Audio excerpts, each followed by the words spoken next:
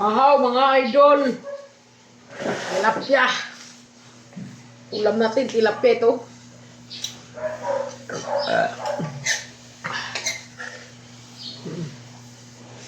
Pangalawang ano na pala to.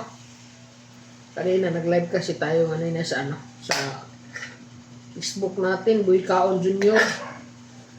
Ito ngayon sa YouTube to makita mga idol. Walang halong biro to. Masarap to. Lami kayo.